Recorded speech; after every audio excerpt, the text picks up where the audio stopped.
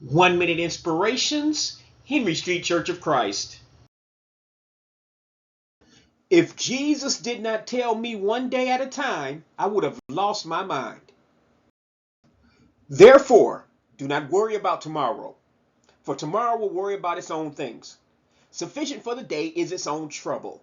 Matthew chapter 6, verse 34, New King James Version. Pressure comes to all in life. Whether Christian or not, it is part of the human experience. Pressure to excel in school, pressure to handle all the deadlines at work, pressure to please friends and family, pressure to provide for the family, pressure everywhere. So it does not make sense to bring tomorrow's pressure into today. That is self-destruction at its finest. Just be concerned with today. That robs pressure of its strength and control over us. God said to give the burdens to him and talk to him about everything. 1 Peter chapter 5 verse 7, Philippians chapter 4 verse 6 and verse 7.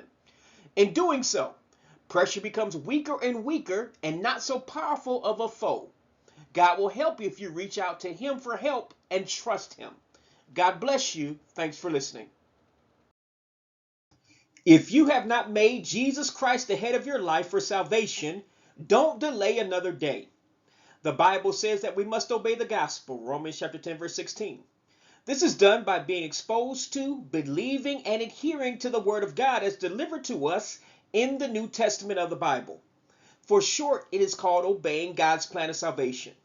Please see my accompanying video entitled The 6 Things That Save in order to do so today. You can reach it by going to the YouTube link below or scanning the QR code below with your cell phone. God bless you. Thanks for listening. This is a ministry of the Henry Street Church of Christ, 309 Henry Street, Gadsden, Alabama, USA 35901. www.henrystreetchurchofchrist.com. Please subscribe to our channel. God bless you.